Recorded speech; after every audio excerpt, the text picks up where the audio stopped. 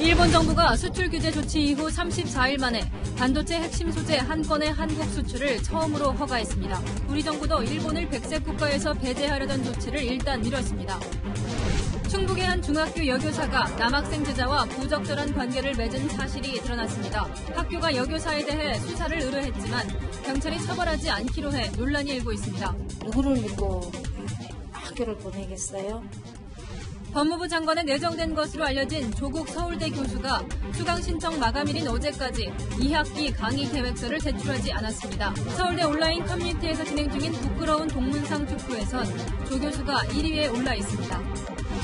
최순실 씨가 딸 정유라에게 현금 30억 원으로 건물을 사라고 당부한 정황이 담긴 옥중 편지가 공개돼 논란입니다. 윤석열 검찰총장은 최 씨가 굉장히 많은 재산을 숨긴 것 같다며 국세청과 공조에 추적하고 있다고 말했습니다. 내년부터 승용차나 화물차도 캠핑카로 개조할 수 있게 됩니다. 정부는 이번 조치로 6년 뒤 튜닝 시장이 5조 원 이상으로 커질 것으로 기대했습니다. 여러분 안녕하십니까? 일본 정부가 반도체용 핵심 소재의 한국 수출기를 다시 열었습니다. 1차 보복 발표 후 34일 만입니다. 수출 금지를 내렸던 3가지 소재 가운데 한 가지를 삼성전자에 수출하도록 허가한 겁니다. 일본 정부는 어제 백색 국가 제외를 공표하면서 압박을 풀어주지도 더 조이지도 않았습니다. 치밀한 계산이라는 분석이 나옵니다. 네, 우리 정부도 행정적인 맞대응은 미뤘습니다. 첫 소식 김기용 기자가 보도합니다. 일본 정부가 포토레지스트, 불화수소, 투명 폴리이미드 등 3대 소재의 수출 규제를 시작한 건 지난달 4일 0시. 규제 34일 만인 어제, 일본은 포토레지스트 수출을 처음으로 허가했습니다. 수입 회사는 삼성전자로 수개월치 물량인 것으로 알려졌습니다. 이낙연 국무총리는 정부 서울청사에서 열린 국정현안점검 조정회의에서 이 사실을 직접 밝혔습니다. 수출 규제 3개 품목의 하나인 EUV 포토레지스트의 한국 수출을 처음으로 허가했습니다. 일본이 이번에 수출을 허가한 포토레지스트는 삼성이 차세대 성장 동력으로 키우려는 비메모리 반도체 분야의 핵심 소재입니다. 일본 의존도가 93%에 달해 국산화가 가장 어려운 품목으로 꼽힙니다. 삼성전자 관계자는 다행이긴 하지만 근본적인 문제가 해결된 것은 아니라면서 일본 정부가 언제 또 꼬투리를 잡을지 몰라 긴장하고 있다고 말했습니다. 이 같은 사실을 염두에 둔 듯 이 총리는 일본에 대한 비판을 잊지 않았습니다. 일본의 한국에 대한 경제 공격은 세계 지도국가답지 않은 부당한 처사이며 자유무역의 최대 수혜국으로서 자리매김니다. 일부에서는 일본 정부가 전략적으로 밀고 당기기를 하고 있다는 분석도 나옵니다. 채널A 뉴스 김기용입니다. 네, 오늘의 조치는 일본의 생색내기라는 해석이 나오고 있습니다. 국제사회의 비판을 비켜가기 위한 조치라는 거죠. 일본 정부의 의도를 도쿄에서 김범석 특파원이 분석했습니다. 일본 정부는 수출을 허가한 것과 관련해 한국 때문에 이례적으로 공표했다고 밝혔습니다. 禁輸措置ではなく、正当な取引については、日本政府としては恣意的な運用はせずにですね、外為法の規定に基づいて、厳格な審査を踏まえて、許可を出している、そのことを示した。 개별 허가권에 대해 대외적으로 공표하지 않았지만 한국이 이번 조치를 금수 조치라고 비판하고 있어 발표하게 됐다는 겁니다. 친정부 성향으로 알려진 일본 언론들도 수출 허가 사실을 일제히 보도했습니다. 수출 규제가 아니라는 점을 부각시키기 위해 일본 정부가 여론 형성에 나선 것이 아니냐는 해석이 나옵니다. 그러면서 일본 정부는 수출 규제 대상을 반도체 소재 3개 품목에서 확대할 수 있다고 밝혔습니다. 3品目以外も、個別的、具体的な、不適切事例が、出てくればですね、個別許可申請の対象に追加することも含めてですね、講じてまいりたい。 일본 정부의 이번 조치는 앞으로 수출 규제 문제를 주도적으로 이끌고 가겠다는 포석으로 풀이됩니다. 한 외교 소식통도 일본 정부가 상황을 봐가면서 강경책과 온건책을 사용할 것으로 보인다고 전망했습니다. 이런 가운데 일본 시민단체들은 기자회견을 열고 아베 총리를 비판했습니다. 이들은 경제보복 조치를 즉각 중단해야 한다며 아베 총리는 평화 외교를 펼쳐야 한다고 촉구했습니다. 도쿄에서 채널A 뉴스 김범석입니다. 네, 우리 정부는 일단은 맞대응을 보류했습니다. 먼저 일본의 속마음을 더 확인해야 하고요. 또 현실적으로 일본 의존도가 높은 상황에서 똑같이 맞대응한다면 우리 기업에게 부담을 더 줄 수 있다는 점, 이 점이 작용됐습니다. 이어서 김남준 기자입니다. 일본의 백색 국가 제외 조치에 우리 정부는 강경하게 대응할 방침이었습니다. 일본을 백색 국가에서 제외하여 다 지역을 신설을 해서 일본에게 또 다른 절차를 적용할 계획으로 있습니다. 실제로 오늘 일본을 백색 국가에서 배제하는 고시 개정안을 준비해 맞대응할 예정이었습니다. 하지만 분위기 변화가 감지된 것은 어제 저녁이었습니다. 산업통상자원부 내부에서조차 맞대응 시기와 내용을 조율해야 한다는 반론이 나온 겁니다. 오늘 아침 관계장관 회의에서도 정식 안건으로 논의했지만 일부 부처의 반대까지 이어지자 구체적 내용 발표를 아예 미뤘습니다. 일본의 한국 제품 의존도가 높지 않은 상황에서 수출 장벽을 높이면 우리 기업만 피해를 본다는 우려도 작용했습니다. 일본과 똑같은 맞대응이 향후 WTO 제소에서 불리하게 작용할 수도 있습니다. 우리가 백색 국가에서 제외할 안보적 상황이 있느냐, 이게 WTO에서 그게 같이 논란이 되는 것은 저는 바람직하지 않다라고 생각합니다. 다만 산업부는 일본을 백색 국가에서 배제하겠다는 방침이 바뀐 것은 아니라고 설명했습니다. 채널A 뉴스 김남준입니다. 네, 문재인 대통령은 오늘도 일본을 비판했습니다. 이율 배반이라고 했죠. 그러니까 자유무역을 통해서 큰 혜택을 본 일본이 수출 제한을 한 걸 꼬집은 겁니다. 김윤정 기자입니다. 일본의 수출 규제 대응을 위해 국민경제자문회의를 긴급 소집한 문재인 대통령은 일본에 대한 비판을 이어갔습니다. 자국에게 필요할 때는 자유무역주의를 적극 주장해온 나라이므로 이번 일본의 조치는 매우 이율배반적입니다. 일본의 수출 규제 직후 적반하장이라고 한 데 이어 이번에는 이율배반이라고 꼬집은 겁니다. 또 일본의 조치에 대해 일본이 변명을 어떻게 바꾸든 우리 강제징용 판결에 대한 경제보복이라고 강조했습니다. 그러면서 일본이 얻는 이익은 없을 것이라고 경고했습니다. 결국은 일본 자신을 포함한 모두가 피해자가 되는 승자 없는 게임입니다. 일본이 수출 규제 조치 이후 처음으로 반도체 핵심 부품 한 건 수출을 허가했지만 변하지 않는 것은 불확실성이 여전히 살아있다는 점이라며 경계를 늦추지 않았습니다. 일본의 태도가 변했다고 보기 어렵고 칼자루는 여전히 일본이 쥐고 있다는 판단 때문입니다. 다만 외교적 노력을 계속해 나갈 것이라며 협상 여지는 남겨놨습니다. 채널A 뉴스 김윤정입니다. 반일 감정이 고조되면서 떠오르는 휴가지가 있습니다. 우리 영토의 동쪽 끝 독도입니다. 독도행 배를 탄 마음들을 배유미 기자가 들어봤습니다. 아침 일찍 배를 타려는 사람들이 길게 줄을 섰습니다. 울릉도와 독도로 가는 여행객들입니다. 한일관계도 있고 이래서 이걸로 울릉도 쪽을 한 번도 안 가봐서 그렇게 한번 잡아봤습니다. 일본하고 경제 보복으로 인해서 많이 우리나라가 좀 지금 독도가 많이 부각되고 있잖아요. 일본 여행을 취소하고 온 사람들도 눈에 띕니다. 후쿠오카 여행을 가려고 했는데 아무래도 지금 시국이라 가지고 취소를 하고 울릉도를 가게 되었습니다. 제 뒤로 울릉도로 들어가는 배가 보이는데요. 평일인데도 여행객들로 꽉 찬 상황입니다. 여행객들은 울릉도에서 배를 갈아타고 독도로 향합니다. 올해 독도 탐방객은 17만 2천 명으로 지난해 같은 기간보다 26% 늘었습니다. SNS에는 독도를 다녀왔다는 인증사진이 잇따라 올라오고 있습니다. 대한민국의 국민이 독도의 주인임을 선언한다. 충남 지역 고교생 40명은 우리말과 영어, 중국어 등 5개 국어로 작성한 독도 선언문을 현장에서 낭독하기도 했습니다. 4개의 언어로 번역을 해서 낭독을 하면 더 많은 사람들 그리고 한국을 넘어서 외국 사람들도 볼 수 있지 않을까 해서 선사들도 발빠르게 움직이고 있습니다.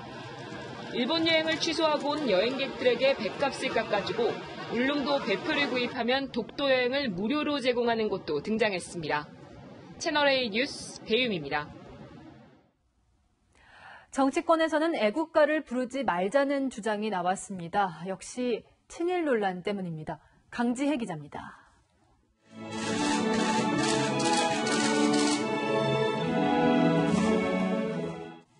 일본의 백색 국가 배제 조치 직후 열린 긴급 국무회의에서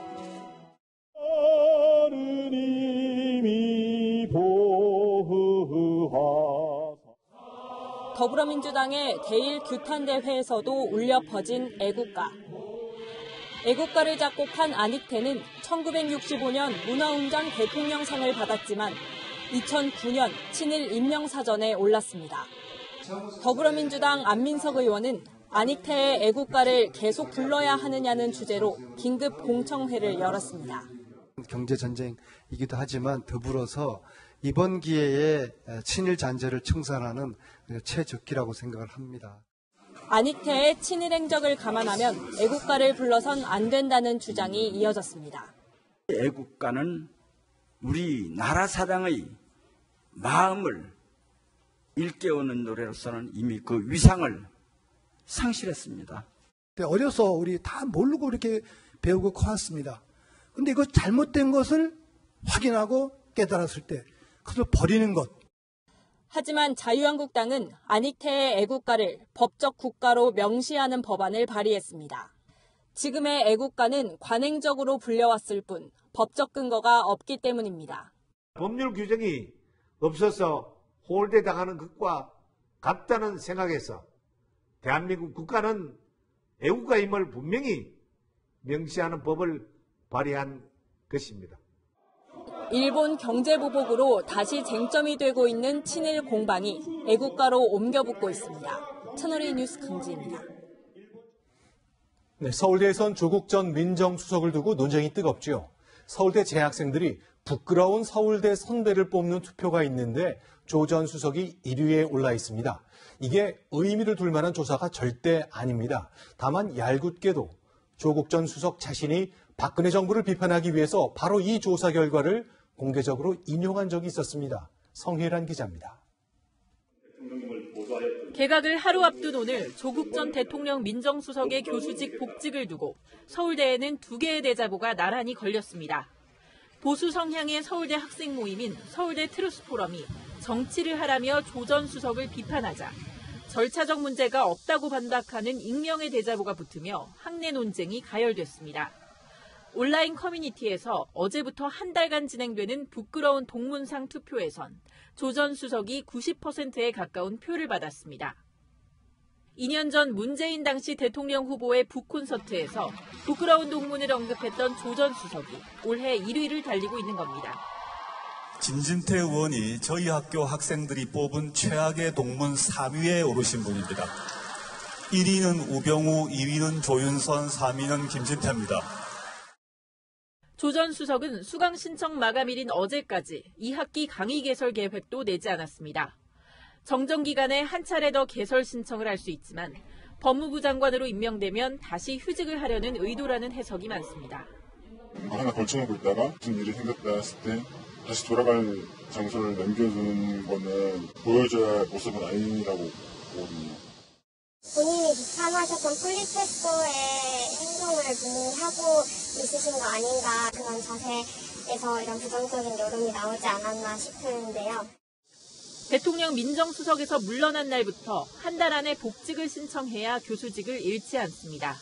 이 때문에 법무부 장관 임명까지 한 달 넘게 걸릴 가능성을 대비한 것 아니냐는 지적도 나옵니다. 채널A 뉴스 성혜란입니다. 네, 문재인 대통령이 내일 6, 7개 부처 장관을 교체할 것으로 보입니다. 저희 채널A가 앞서 단독 보도한 대로 조국 전 민정수석이 법무부 장관에 내정됩니다. 다만 주미대사 후보로 검증받은 문정인 교수는 막판에 본인이 고사한 것으로 파악됐습니다. 이민찬 기자입니다. 문재인 대통령이 조국 전 대통령 민정수석을 법무부 장관으로 내정하고 내일 개각 명단을 발표할 것으로 알려졌습니다. 법무부 외에 농림축산식품부, 여성가족부, 그리고 뒤늦게 교체가 확정된 과학기술정보통신부가 대상입니다. 공정거래위원장과 금융위원장도 바뀝니다. 방송통신위원장은 후임자 물색에 난항을 겪으면서 내일 최종 발표에서 빠질 가능성도 있습니다. 야당은 발표 전부터 조 전 수석의 법무부 장관 기용을 비판하고 나섰습니다. 야당과 국민을 무시하는 오만과 독선의 다름이 아닙니다. 조국 전 수석은 본연의 임무인 인사 검증에 번번이 실패한 사람입니다. 문 대통령의 조국 사랑을 재확인하는 것 외에 아무런 의미도 찾을 수 없는 하나만한 개각이 될 것입니다. 야당이 조 전 수석에 대한 철저한 검증을 예고하면서 인사청문회 과정에서 상당한 진통이 예상됩니다. 신임 주미대사는 추후에 발표됩니다. 주미대사로 내정된 문정인 대통령 통일외교안보 특보가 막판 고사의 뜻을 밝혀 청와대가 설득에 나선 것으로 알려졌습니다. 채널A 뉴스 이미찬입니다. 교사들을 상대로 열린 연수에서 강사가 음담패설을 했다는 소식 전해드렸습니다. 바로 전날 같은 기관에서 또 다른 강사가 음담패설을 했습니다. 교육청에서 운영하는 연수, 그것도 성폭력 예방 교육이었습니다. 박건영 기자의 단독 보도입니다. 지난 5일 공주대에서 열린 중등교사 연수 교육과정에 성폭력 예방교육 강연자로 나선 여교수. 수강생인 중학교 교사들에게 학교 성교육 시간에 학생들에게 음란 동영상을 틀어주라는 말을 했습니다. 수업 시간에 포르노를 보여주면서 학생들에게 포르노가 얼마나 자극적인지 수업을 해야 된다는 식으로. 수강생 앞에서 강사가 직접 음란 영상에 나오는 신음소리를 흉내내기도 했습니다. 소리 같은 거 흉내를 내시면서 또 전문성을 교육받으러 온 교사들에게 그런 내용으로 수업을 하라고. 교사들이 이 강사를 초빙한 공주대 교육연수원 측에 공개 항의했지만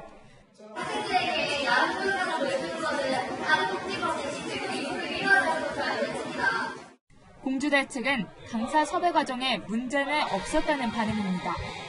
사회복지학과 교수이시고 성희롱 성폭력법에 관해서 저희가 깊으신 분이어서 모셨죠.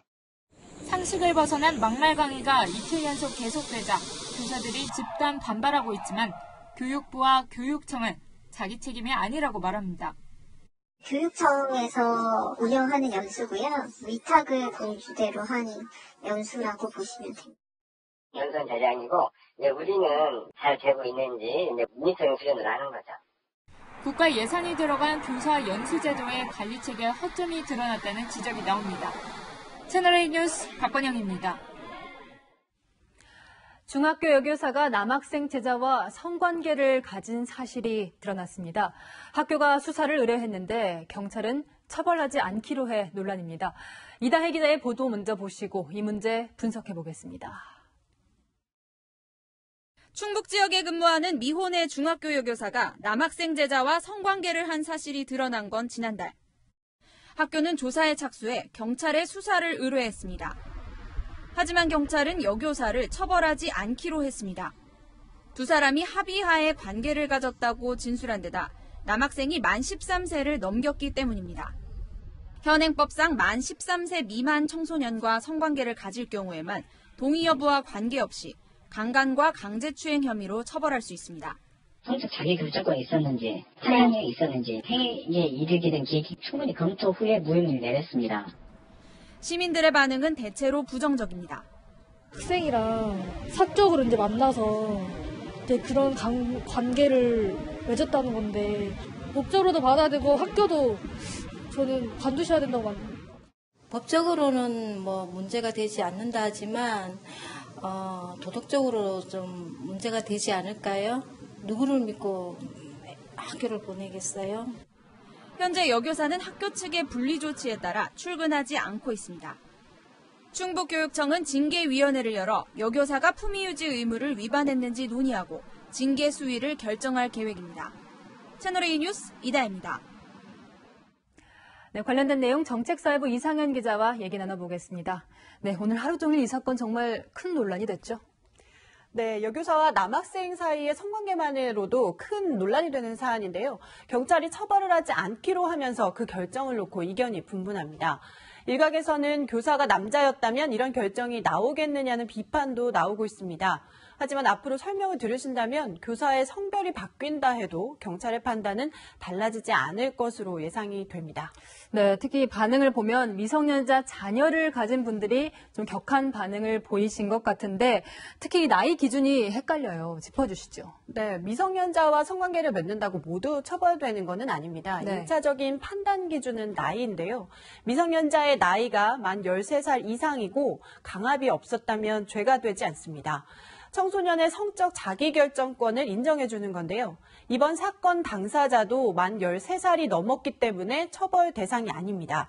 다만 13살을 넘겼다 해도 가출이나 학업 스트레스, 장애 같은 어려움에 놓인 상태라면 합의에 의한 성관계도 처벌을 받습니다. 네, 그런데 이번 사건과 비슷한 내용인데 처벌을 받은 사례가 있다고요. 어떻게 다른가요? 네, 지난 2016년에 대구에서 40대 학원장이 여중생과 성관계를 가진 사건이 있었죠. 네. 당시 검찰은 합의된 관계였다는 이유로 불기소 처분을 내렸는데요.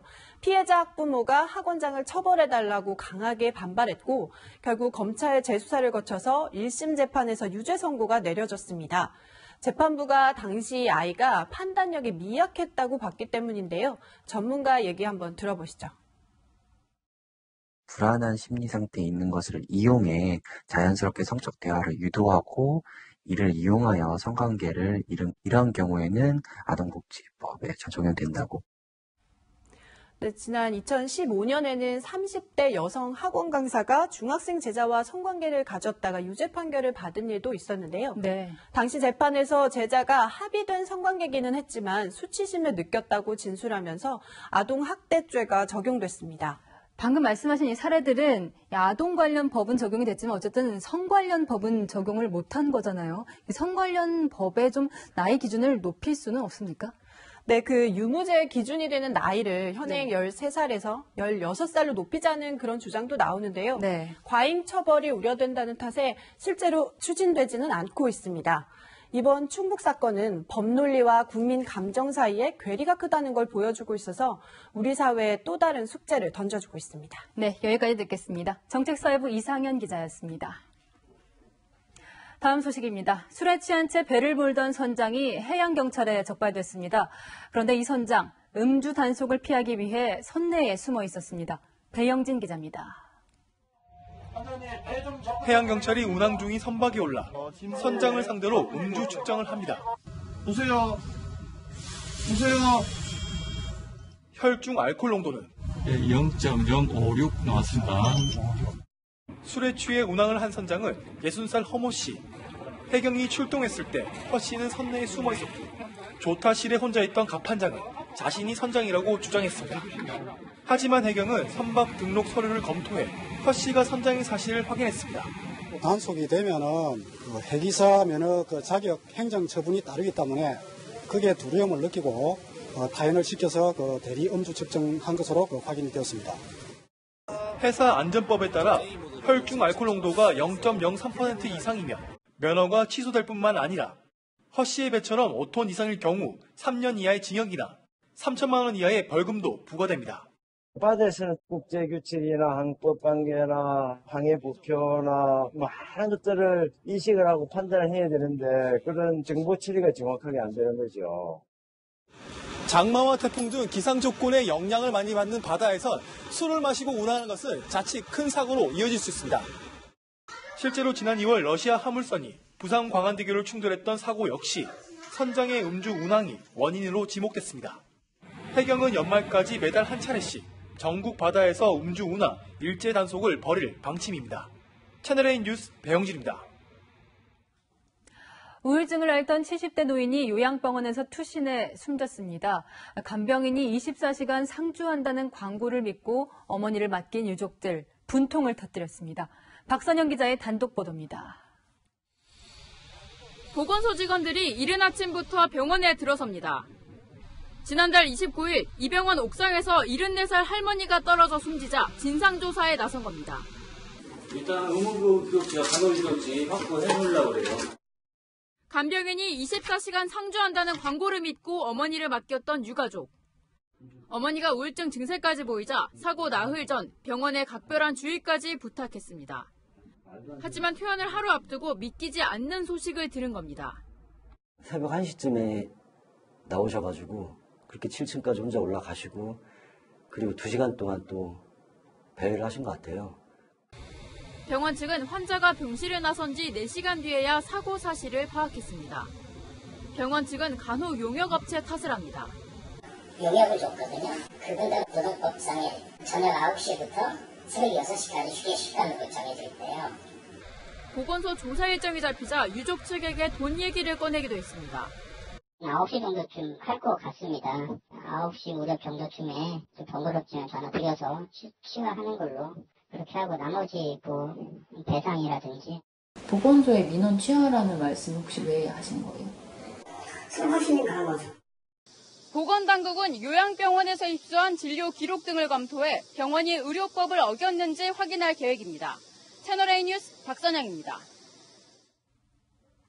경기도 안성에서 발생한 공장 화재 때 순직한 고 석원호 소방위의 영결식이 엄수됐습니다.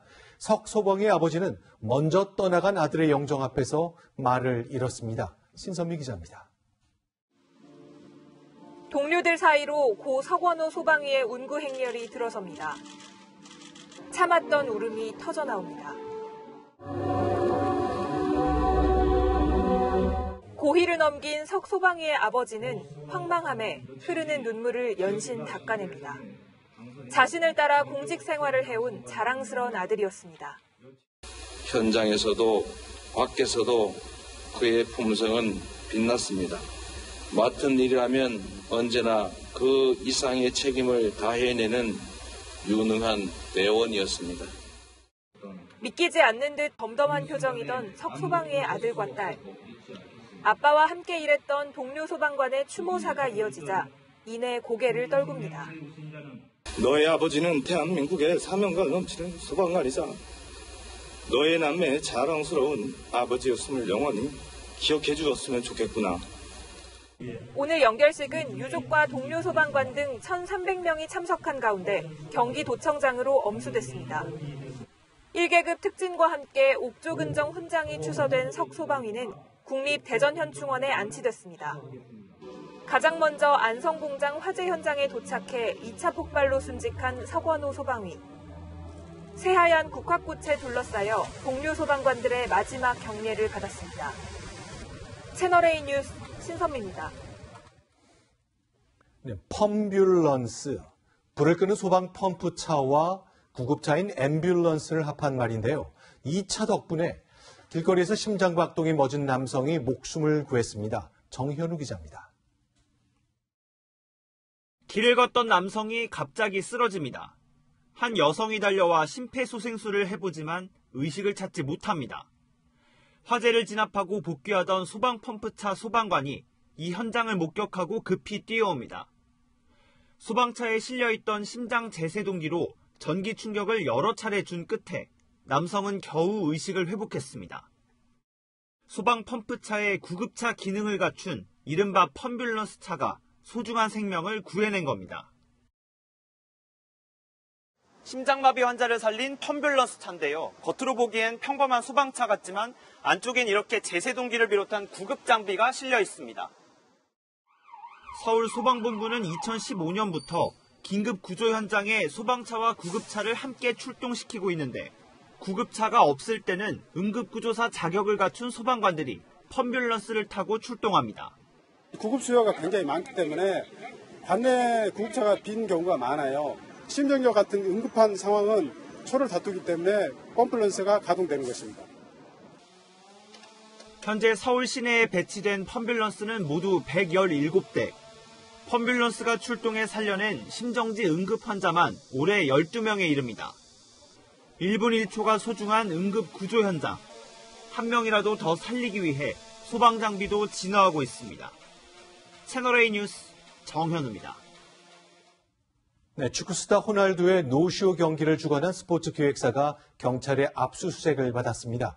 이 기획사 더 페스타의 대표 로빈 장 씨를 겨냥한 수사도 속도가 붙고 있습니다. 최주현 기자입니다. 파란 압수품 상자를 든 경찰이 사무실을 빠져나옵니다. 경찰이 유벤투스 내한 경기를 주최한 더 페스타 사무실을 압수수색한 건 오늘 오전 10시. 4시간 가까이 사무실과 서버 관리 업체 등 3곳에 대해 사기 혐의로 압수수색을 진행했습니다. 열흘 넘게 사무실 문을 걸어 잠근 더페스타 측은 최근 홈페이지 회사 정보마저 삭제했습니다. 노빈당 대표님 혹시 지금 사무실에 계신가요? 그것도 전달 못 받아가지고. 경찰은 최근 더페스타 로빈장 대표에 대해 출국 금지 조치를 내렸습니다. 경찰 관계자는 더페스타 사무실에서 유벤투스 경기 계약 관련 서류 등을 확보했다며 최근 프로축구연맹과 유벤투스의 계약 내용도 확보해 검토 중이라고 밝혔습니다. 더페스타 측은 압수수색 뒤 공식 사과문을 발표했습니다. 로빈장 대표는 주최사로서 책임을 회피하고 외면할 생각은 전혀 없다고 밝혔습니다. 또 계약 위반에 대한 항의문을 유벤투스에 발송해 협의 중이며 경찰 수사에도 성실히 협조하겠다고 덧붙였습니다.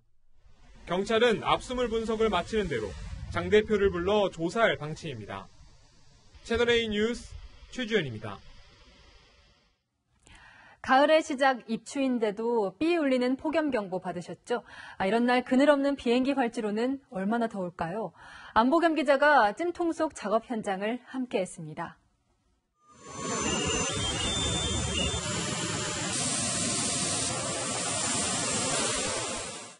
땡볕과 함께 엔진이 내뿜는 열기로 비행기 아래 아스팔트 온도는 50도를 훌쩍 넘었습니다. 열화상 카메라로 찍은 비행기와 컨베이어 벨트는 온통 붉게 물들었습니다. 10분 뒤 이륙하는 비행기입니다. 이곳 주기장에서는 비행을 준비하느라 작업자들이 분주히 움직이고 있는데요. 이 내리쬐는 햇볕과 지면에서 올라오는 복사열로 금세 온몸이 땀으로 흥건해집니다. 저 같은 경우는 안경을 쓰고 있잖아요. 땀이 흐르는 게 일하는데 상당히 힘듭니다. 땀이 흐르면 이제 소금기가 있기 때문에 눈에 들어가게 되면 눈도 좀 따갑고. 화상을 막아주는 긴팔 상의와 긴 바지는 필수 복장. 고막을 찢는 듯한 소음 탓에 피로는 더 빨리 찾아옵니다. 소음이 엄청 심하잖아요. 그래서 이거를 안 하면은 좀 뒤에 무리가 가니까. 비행기가 활주로를 떠나면 에어컨과 아이스박스가 있는 임시 공간에서 꿀맛 같은 휴식 시간을 보냅니다. 하지만 땀방울이 다 마르기도 전에 착륙하는 비행기. 다시 땡볕 아래로 이동해 수화물을 옮깁니다. 활주로에 착륙한 뒤 승객들이 모두 내린 항공기는 이곳 경납고 안으로 들어오게 됩니다. 비행을 마친 항공기가 제 뒤로 보이는데요. 찜통 도리 속에 어떤 식으로 정비 작업이 이루어지고 있는지 직접 확인해 보겠습니다. 찜통 같은 공간에서 엔진을 확인하고 비행기 안팎을 꼼꼼히 소독합니다. 여름 휴가철 인천국제공항을 이용하는 승객은 하루 평균 20만 명. 비행기 1,100대가 이착륙을 합니다. 내일도 폭염특보가 예상되자 인천공항 측은 활주로를 식히기 위해 이번 여름 들어 5번째로 살수 작업에 나서기로 했습니다. 채널A 뉴스 안보겸입니다. 올해는 태풍이 빨리 왔고 자주 오고 있습니다. 태풍이 앞당겨진 이유가 있다고 합니다. 박수유 기자입니다. 지난달 태풍 다나스에 이어 그제 부산을 지나며 소멸된 태풍 프란시스코까지. 아직 8월 초인데 벌써 태풍 2개가 한반도를 거쳐갔고 중형급 태풍 2개가 또 북상 중입니다. 8월 초의 태풍은 2010년 덴무 이후 처음입니다. 태풍은 북태평양 고기압의 세력이 약해지는 8월 말에서 9월 초 주로 한반도에 영향을 줍니다. 장마가 끝나는 8월 초에는 덥고 습한 북태평양 고기압의 영향으로 한반도 일대에 열돔이 형성되고 이 때문에 태풍이 일본 쪽으로 향하면서 한반도에는 폭염과 열대야가 지속되는 게 일반적입니다. 하지만 올해는 북태평양 고기압의 세력이 약합니다. 북태평양 고기압이 엘니뇨 현상으로 인해서 남북 방향보다는 동서 방향으로 확장을 하고 있습니다. 북태평양 고기압이 평년보다 약하다 보니까 태풍이 7, 8월에 평년보다 좀 빨리 우리나라 쪽으로 북상하고 있는 거죠. 9호 태풍 레끼마는 중국 본토로, 10호 태풍 크로사는 일본 쪽으로 향하고 있지만 진로는 유동적입니다. 기상청은 다음 주 태풍의 영향으로 전국에 비가 내릴 것으로 예보했습니다. 채널A 뉴스 박수입니다. 페루에서 30대 남녀가 다리 위 난간에서 입맞춤하다 추락해 숨졌습니다. 일본의 편의점에서는 큰 쥐들이 돌아다니는 영상이 온라인에 퍼지면서 논란이 커지고 있습니다. 오늘의 세계 정한희 기자입니다. 지난 3일 새벽 페루 관광 도시인 쿠스코의 한 다리. 30대 남녀가 다리 위 난간을 기댑니다. 연인은 다정하게 포옹을 나눴고 여성이 난간에 걸터 앉습니다. 이어 이 여성은 두 다리로 남성의 허리를 감쌉니다. 그 순간 여성이 갑자기 균형을 잃습니다. 여성을 안고 있던 남성도 함께 중심을 잃고 넘어갑니다. 두 사람은 필사적으로 팔을 뻗어 난간에 잡아보려 했지만 결국 15m 아래로 떨어졌습니다. 추락사고로 숨진 두 사람은 관광객들을 안내하는 가이드로 일하기 위해 쿠스코로 이주한 산악인인 것으로 알려졌습니다. 현재 언론은 이들이 나이트클럽에서 데이트한 뒤 입맞춤하려고 다리에서 멈췄다가 사고를 당한 것 같다고 전했습니다. 성인 손바닥만한 쥐 4-5마리가 편의점 안을 헤집고 돌아다닙니다. 도시락과 주먹밥 사이사이를 옮겨다니고 빵이 진열된 곳도 돌아다닙니다. 이 장면은 일본 도쿄의 번화가인 시부야에 있는 무인 편의점 패밀리마트에서 일어났습니다. 이처럼 큰 쥐들이 우글거리는 영상은 지난 5일 SNS를 통해 급속도로 퍼졌습니다. 이어 온라인에선 위생관리를 제대로 하지 않은 패밀리마트를 비난하는 여론이 들끓었습니다. 논란이 확산되자 패밀리마트 본사는 소비자에게 불쾌감을 드려 죄송하다며 공식 사과했습니다. 또 해당 매장을 폐쇄했다며 오염된 상품을 모두 폐기하고 소독 작업을 진행했다고 밝혔습니다. 채널A 뉴스 정한입니다. 네, 삼성전자가 새로운 스마트폰 갤럭시 노트 10을 선보였습니다. 신제품 설명회에 나선 고동진 사장은 수출 규제가 계속되면 서너 달 뒤가 어려울 수 있다며 위기임을 인정했습니다. 그러면서도 솟아날 구멍을 찾아내겠다고 말했습니다. 뉴욕에서 김지환 기자가 보도합니다. 오는 23일 전 세계에 출시되는 갤럭시 노트 10의 가장 큰 변화는 디자인입니다. 화면 면적을 최대한 키우고 카메라는 중앙에 배치했습니다. 버튼을 왼쪽 측면에만 넣고 이어폰 단자를 없애 외형이 간결해졌습니다. To meaningful innovation by pioneering new technologies, creating new categories, and forging new partnerships. S펜의 기능은 진화했습니다. S펜에는 움직임을 인식하는 기능이 추가됐는데요. 스마트폰과 멀리 떨어진 곳에서도 이렇게 S펜만 돌리면 직접 터치하지 않고도 화면을 확대하거나 축소해서 사진을 찍을 수 있습니다. 손글씨를 곧바로 디지털 텍스트로 바꿀 수도 있고 동영상 자체 편집 기능도 강화됐습니다. Also we can use the pen like a magic pen. We can control our camera to do many things. So I think I like this. 문제는 전작보다 10만 원 이상 비싼 가격입니다. 두 가지 크기의 단말기 가격은 120만 원을 넘어 최대 149만 원에 달합니다. 글로벌 제조사들은 하반기 신제품을 줄줄이 내놓을 계획입니다. LG전자는 다음 달 독일에서 열리는 가전박람회에서 V50 후속작을 공개하고 애플, 화웨이도 신제품을 선보이면서 스마트폰 시장 경쟁은 더욱 뜨거워질 전망입니다. 뉴욕에서 채널A 뉴스 김지환입니다. 자동차를 내 입맛에 맞도록 바꾸는 이른바 튜닝이 인기입니다. 지금까지는 안전 때문에 규제가 많았지만 정부가 대폭 풀기로 했습니다. 안건우 기자입니다.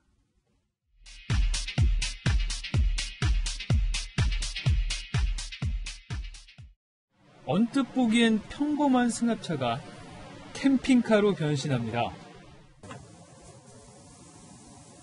천장이 높아지니까 차량 공간이 이렇게나 넓어졌습니다. 안으로 오셔서 저와 함께 좀 살펴보실까요? 편안한 의자, 티타임을 위한 테이블까지 갖춘 아담한 회의실이 펼쳐집니다. 공간이 이렇게나 넓어졌는데 이게 어떻게 가능한 거예요? 고객님이 갖고 계신 차를 이렇게 이동 업무용으로 개조를 구조 변경을 하실 수가 있어요. 일반 캠핑카 못지않은 기능을 갖춘 튜닝 캠핑카입니다. 차량 내부에 냉장고는 물론 개수대까지 설치할 수 있습니다. 정부는 최근 급증한 캠핑 수요에 맞춰 내년부터 승용차, 화물차나 특수차도 캠핑카로 개조할 수 있도록 규제를 풀기로 했습니다. 11인승 이상 승합차에만 허용하던 캠핑카 튜닝을 전차종으로 확대한 겁니다. 낚시를 좋아하시든 등산을 좋아하시든 캠핑을 좋아하시든 모두 자기가 원하는 방향으로 차를 꾸밀 수 있는 게 큰 의의라고 볼 수 있습니다. 단, 안전을 위해 설계 단계부터 차체 일부분을 유지해야 개조가 허용됩니다. 조명처럼 간단한 부품이나 장치를 입맛 따라 바꾸는 부분 튜닝 절차도 간소화됩니다. 정부는 이번 조치로 6년 뒤엔 관련 시장이 5조 원 이상으로 커지고 7만 명이 새로운 일자리를 얻을 것으로 기대하고 있습니다. 채널A 뉴스 안건우입니다. 트럼프 행정부는 주한미군에 1년 동안 6조 원쯤 쓴다고 말합니다. 항공모함을 멀리 동해로 보내는 비용까지 다 합칠 때 그렇다는 거죠. 한국은 이 가운데 1조 원쯤 부담하고요. 자, 이런 구조인데 트럼프 대통령이 한국이 앞으로는 더 내기로 했다고 말했습니다. 김정은 특파원입니다. 트럼프 대통령은 SNS를 통해 한국을 매우 부유한 나라라고 부르며 한국 정부가 방위비를 더 많이 내기로 합의했다고 말했습니다. South Korea and I have made a deal where they're paying a lot more money and they're going to pay a lot more money. 양국의 협상 주기가 올해부터는 5년에서 1년으로 짧아짐에 따라 내년 분담금 협상을 앞두고 선제 압박에 나선 겁니다. 워싱턴 외교가에서는 1조 300억 원가량인 올해 분담금의 최대 5배 이상을 요구하고 있다는 관측도 나옵니다. 트럼프 대통령은 불명확한 수치를 거론하며 한국에 대한 불평을 하기도 했습니다.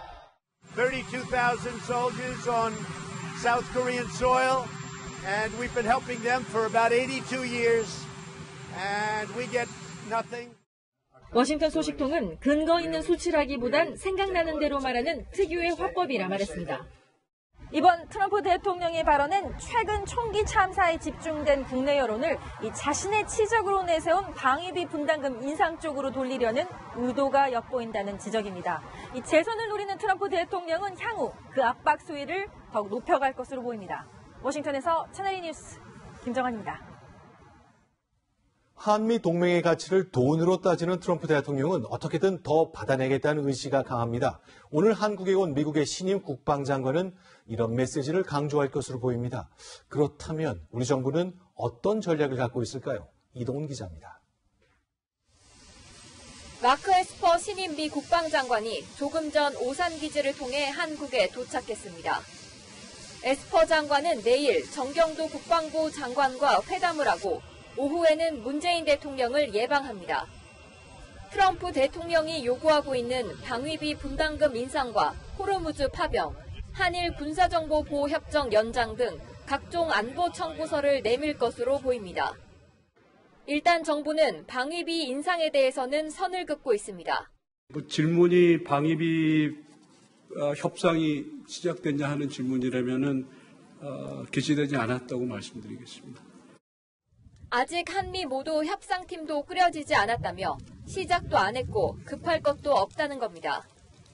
정부는 현재 수준인 1조 389억 원 분담금 규모를 유지하기 위해 시간 끌기 전략을 펼 계획입니다. 협상이 타결 안 되면 지금 수준으로 일단 연장될 가능성이 높기 때문입니다. 하지만 호르무즈 파병에 대해선 긍정적으로 검토 중입니다.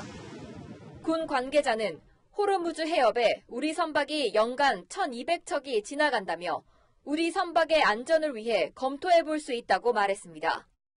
이번 달 24일이 시한인 한일 군사정보보호협정 연장에 대해서는 미국의 요청에도 불구하고 입장을 정하지 않았습니다.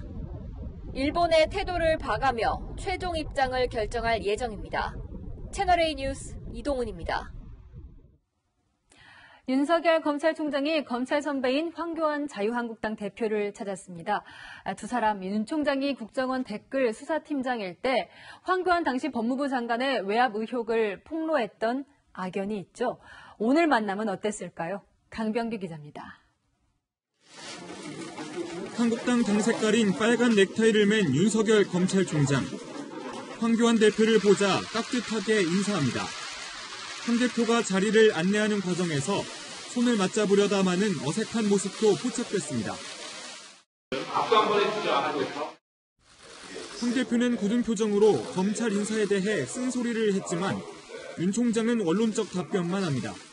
특정 영역에 중요한 보직을 특정 영역의 검사들이 맡고 있는 거 아니냐 이런 우려가 있습니다.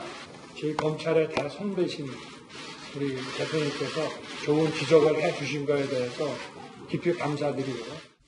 공안검사 출신인 황 대표는 비공개 대화 때도 검찰의 특수통 약진을 겨냥해 모든 직렬을 골고루 승진시켜야 한다고 강조했습니다.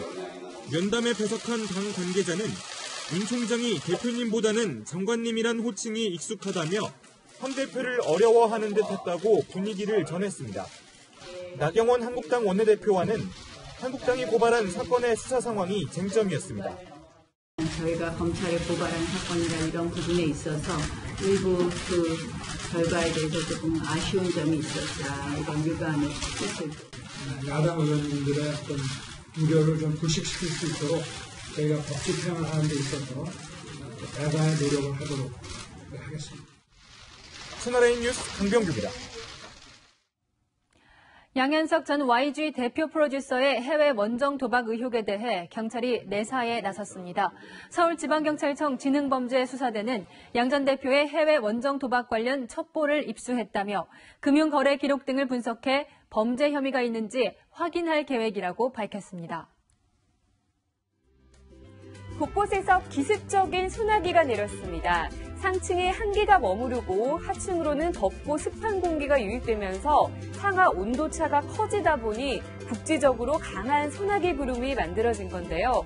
전북 완주의 경우 1시간 만에 20mm가, 추풍령 일대로는 1시간 사이에 무려 50mm가 쏟아졌습니다.